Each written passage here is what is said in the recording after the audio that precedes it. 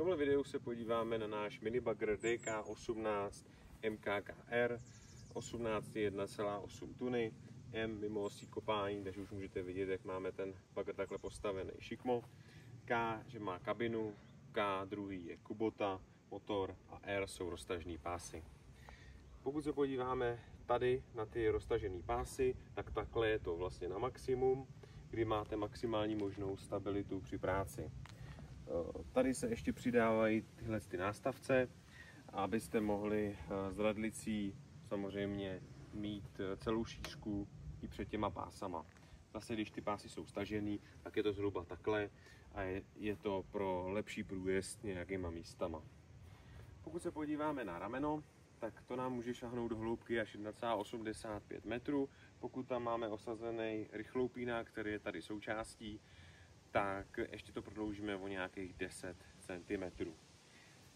Zde, pokud vidíte hydraulický prst, tak ten je napojen na rozdělovač, kde můžeme připojovat další příslušenství, jako je hydraulická svahová lžíce nebo vrták. Pak to jenom snadno přepnete a tím samým pedálem, jako jste ovládali ten prst, tak ovládáte další příslušenství.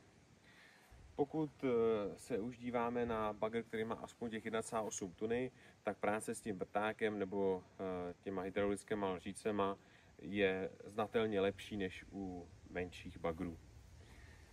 Můžeme se podívat do motorového prostoru.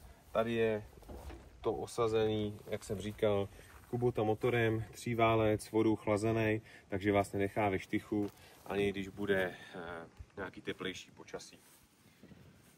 Pokud se podíváme do kabiny, takhle otevřeme dveře, který drží píst nahoře, takže při práci, když potřebujete mít otevřeno, když je horko, tak vám to krásně drží ty dveře, zároveň si otevřete okna a můžete pracovat. Vevnitř tady můžete vidět páky, které jsou zároveň i jako pedály, ty slouží k ovládání pásů, vlastně řídí se to samozřejmě trochu jako tank.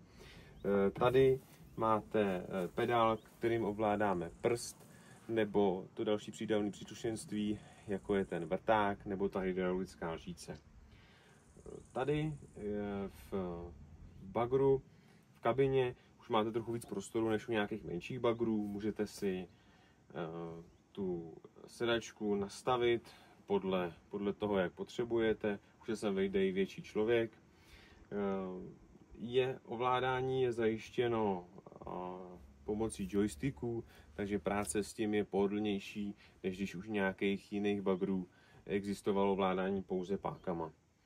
Má to samozřejmě pojistku bezpečnostní, takže pokud je to takhle stažený dolů, tak to všechno funguje. Pokud ne a nastupujete a omylem si takhle stisknete ten joystick, tak se vlastně nic nestane. Tam můžete ovládat světla pracovní, které jsou jsou na kabině a jedno je na rameni. Zároveň tam můžete vidět voltáž, jaký je aktuální nabití baterie a motohodiny. Pokud je ten bagger osazen Kubota motorem, tak má i předehřívání, to tam je vlastně taky.